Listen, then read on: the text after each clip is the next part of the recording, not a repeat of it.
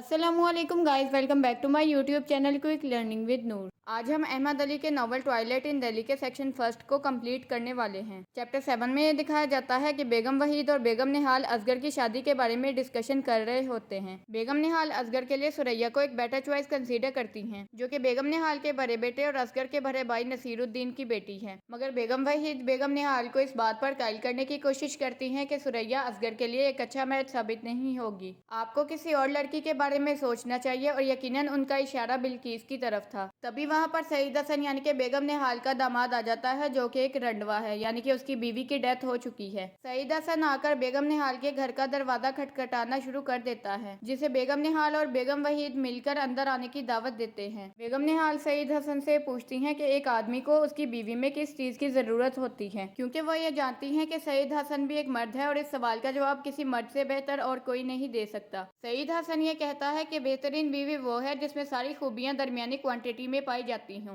यानी कि बीवी को कद के एतबार से ना ही बहुत ज्यादा लंबा होना चाहिए और ना ही बहुत ज्यादा छोटा। बीवी का कद हमेशा दरमियाना होना चाहिए ताकि वो कदम से कदम मिलाकर आपके साथ चल सके। ना तो बीवी को बहुत ज्यादा मोटी होना चाहिए और ना ही बहुत ज्यादा कमजोर, क्योंकि दोनों सूरत हाल में बीमारियां लगने के चांसेस ज्यादा होते हैं। किसी भी बीवी को अपने शौहर के साथ अच्छे से पेश आना चाहिए और उससे मोहब्बत करनी चाहिए, और अगर कोई भी बीवी ऐसा करती है तो उसका शौहर उसे अपनी पलकों पर बिठा कर रखता है, और ऐसा शौहर सारी उम्र अपनी बीवी की इबादत करेगा। सईद हसन अब महरू से शादी करना चाहता है, जो कि उसकी मरहुमा बीवी की छोटी बहन है, मगर बेगम निहाल मिराज को प्रेफर करती हैं, जो कि खूबसूरत, नौजवान और अमीर होने के साथ साथ एक अच्छी नौकरी पर भी फाइज है। बेगम वहीद महरू और मिराज की शादी करवाने के लिए एक मैच मेकर का रोल प्ले करती हैं, जिसे हम पंजाबी में विचोलन भी कहते हैं, क्योंकि मिराज भी बेगम वहीद के ससुराल के खानदान से ताल्लुक रखता है। इसी वजह से सईद हसन के प्रपोजल को ठुकरा दिया जाता है, मगर बाद में जब मिराज का चेहरा खराब हो जाता है तो सारे खानदान को अपने इस फैसले पर पछताना पड़ता है। महरू की शादी जबरदस्ती मिराज के साथ इस वजह से भी कर दी जाती है क्योंकि उसकी बड़ी बहन की शादी भी उसी खानदान में की होती है, और अगर वो महरू की शादी मिराज से नहीं करवाएंगे तो हो सकता है कि वो महरू की बड़ी बहन बेगम वहीद को भी उसके घर वापस भेज दे, जो कि सैयद खानदान के लिए बहुत ज्यादा शर्मनाक बात है। महरू के लिए मिराज के प्रपोजल को भी अभी तक मीर निहाल ने एक्सेप्ट नहीं किया था, क्योंकि वो उनकी सबसे छोटी बेटी थी और वो ये नहीं चाहते थे कि उनकी आखिरी बेटी भी ब्याह कर इतनी दूर चली जाए। सईद हसन का प्रपोजल रिजेक्ट होने के बाद वो वहाँ से चला जाता है, जबकि बेगम वहीद बेगम निहाल से कहती है कि बिल्किस ही असगर के लिए बेस्ट चॉइस है। बेगम निहाल बिल्किस को असगर के साथ कंसीडर करने से पहले ही इस बात से इनकार कर देती है, क्योंकि वो ये कहती है कि बिल्किस तो एक मुगल फैमिली से बिलोंग करती है, जबकि असगर एक सैयद फैमिली से बिलोंग करता है। हम कैसे असगर की शादी आउट ऑफ कास्ट कर दें, वो भी एक ऐसी लड़की के साथ जो कि जात में हमसे छोटी है। इस बात पर मीर निहाल ये कहती हैं कि जरूर बुंदू और बिल्किस की मां बेगम शहबाज ने उनके बेटे असगर पर कोई जादू करवाया है, और वो ये जानती हैं कि बेगम जमाल भी उनकी खुशियों के बहुत ज्यादा खिलाफ है। इसी वजह से हो सकता है कि बेगम जमाल ने भी जादू करने में उनकी हेल्प की हो।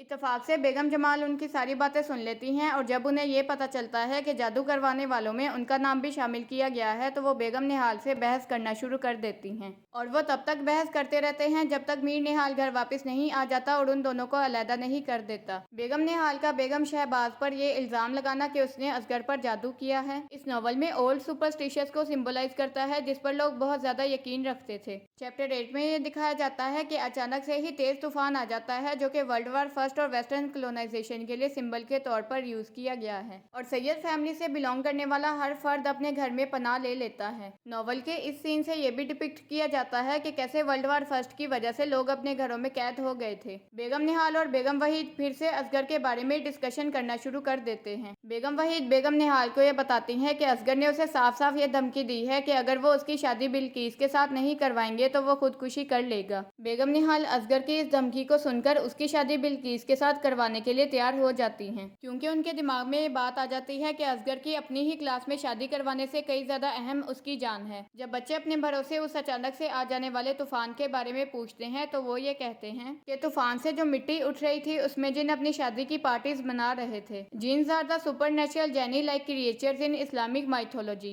हमारे मजहब इस्लाम में ये माना जाता है कि अल्लाह ताला ने इंसानों के साथ जिन्नों को भी पैदा किया है, जिसे उसने सुपर नेचुरल पावर्स दी हैं। इस तरह इस नॉवल में जिन्स के थ्रू सुपर नेचुरल एलिमेंट्स को भी हाईलाइट किया गया है। चैप्टर 9 में ये बताया जाता है कि फाइनली बेगम निहाल मीर निहाल से असगर और बिल्किस की शादी के बारे में बात करने की कोशिश करती हैं। वो ये अच्छे से जानती हैं कि शादी के बाद असगर की जिंदगी बहुत ज्यादा मुश्किल होने वाली है, मगर असगर की खुशी की खातिर वो उसका साथ देने के लिए तैयार हो जाती हैं। असगर भोपाल में अपनी बहन और उसके हस्बैंड सईद हसन के साथ रहते हुए जॉब भी करता था, मगर अपनी बहन की डेथ के बाद उसे वापस आना पड़ता है और अब वो कोई नौकरी नहीं करता। बेगम निहाल मीर निहाल को असगर के लिए बिल्किस को कंसीडर करने पर राजी नहीं कर पाती, क्योंकि मीर निहाल ये नहीं चाहता कि वो अपने खानदानी वकार या मेयार को गिराते हुए लोअर क्लास पीपल के साथ रिश्ता जोड़े। मीर निहाल के मना करने पर बेगम निहाल उसके सामने सारी बात खोल कर रख देती है कि असगर ने ये धमकी दी है कि अगर उसकी शादी उसकी पसंद से ना करवाई गई तो वो खुदकुशी कर लेगा, जिस पर मीर निहाल बेगम निहाल से कहता है कि अगर वो मिर्जा शहबाज बेग की बेटी से शादी करेगा तो वो उसे एक फेवर देगा, और अगर उसने अपनी मर्जी को तरजीह दी या वो मेरी ख्वाहिश के खिलाफ गया तो मैं उसे अपनी जायदाद से बेदखल कर दूंगा। चैप्टर 10 में दिलचैन बेगम जमाल को ये बताती है कि बेगम निहाल और बेगम वहीद मिलकर असगर की शादी बिल्किस से करवाने की बातें कर रहे थे, जिसे सुनकर बेगम जमाल बहुत ज्यादा खुश होती हैं, क्योंकि वो असगर की सूरत में मीर निहाल से अपना पुराना बदला लेने के बारे में सोचना शुरू कर देती हैं। उनके दिमाग में ये ख्याल आता है कि अगर असगर की शादी बिल्किस के साथ हो जाए तो उन्हें मीर निहाल की इंसल्ट करने का चांस मिल जाएगा, क्योंकि मीर निहाल हमेशा से उनके कजन अशफाक का मजाक उड़ाता आया है, जिसने बिल्किस की बड़ी बहन के साथ शादी की थी, जो कि उनसे कंपैरिजन में छोटी जात यानी कि मुगल फैमिली से बिलोंग करती है, और अब उनका खुद का बेटा बिल्किस के साथ शादी करना चाहता है। तो इस तरह बेगम जमाल भी असगर के जरिए मीर निहाल का मजाक उड़ा सकती है। वो बेगम निहाल को भी ये मशवरा देती है कि मीर निहाल को बताए बगैर असगर का रिश्ता बिल्किस के साथ पक्का कर दे, ताकि उनके घर और रिश्ते में फूट पड़ सके। बेगम निहाल ये सारा मामला बेगम वहीद को बताती हैं और वो ये फैसला करती हैं कि वह जल्द ही बेगम शहबाज यानी कि बिल्किस की मां के साथ मिलकर इस मसले का कोई न कोई हल तलाश कर लेंगी। चैप्टर 11 में बताया जाता है कि असगर और उसका दोस्त बारी मुश्तरी बाई से मिलने जाता है, जो कि असगर की लवर है। मुश्तरी बाई असगर की लाइफ में एक प्रोस्टिट्यूट का रोल प्ले करती है, जो कि हर उस ट्रिक को यूज करती है जिससे असगर को फिजिकल प्लेयर मिल सके। असगर ये याद करता है कि उसने जितना भी वक्त मुश्तरी बाई के साथ गुजारा है उसे सिर्फ खुशी और सुकून मिला है, मगर जब से उसे बिल्किस से मोहब्बत हुई है तब से उसे दुख और तकलीफ के अलावा और कुछ नहीं मिला। इसके बाद असगर और मुश्तरी बाई के दरमियान एक फिलोसॉफिकल कन्वर्सेशन होती है, जिसमें मुश्तरी बाई ये कहती हैं कि उनकी फिजिकल ब्यूटी यानी कि जिस्मानी खूबसूरती एक दिन खत्म हो जाएगी और मेरे पास सिर्फ मेरी नेकियां ही बचेंगी, जो कि इस दुनिया की तल्ख हकीकत है। असगर उसे तसल्ली देते हुए कहता है कि उसकी पर्सनैलिटी के अंदर एक अंदरूनी खूबसूरती भी है, जो कि कभी खत्म नहीं होगी। बारी के बार बार इसरार करने पर मुश्तरी बाई बहादुर शाह की लॉस्ट लव के बारे में कुछ वर्सेस को गाना शुरू कर देती है, जिस पर बारी और असगर दोनों ही उसकी परफॉर्मेंस की बहुत ज्यादा तारीफ करते हैं और वो दोनों थोड़ी देर बाद ही वहाँ से चले जाते हैं। चैप्टर 12 में बताया जाता है कि बेगम वहीद घर पर असगर का इंतजार कर रही होती है। वो असगर के घर आने पर उसे बताती है कि उसका बाप कभी भी इस शादी के लिए राजी नहीं होगा, मगर इस सारे मामले में उसकी माँ ढाल बनकर उसके साथ खड़ी रहेगी। वो असगर को ये भी मशवरा देती है कि जब तक उसका बाप यानी कि मीर निहाल इस रिश्ते को दिल से कबूल नहीं कर लेता तब तक वो उसके साथ जाकर भोपाल में रहे। असगर इस बात पर बहुत ज्यादा खुश होता है। वो अपनी बहन बेगम वहीद को गले लगाकर रोना शुरू कर देता है। बेगम निहाल बेगम शहबाज से मिलने जाती हैं, जो कि इस प्रपोजल को सुनकर बहुत ज्यादा खुश होती हैं और वो असगर के साथ बिल्किस की शादी करने के लिए तैयार हो जाती हैं। असगर कुरान मजीद की तिलावत करता है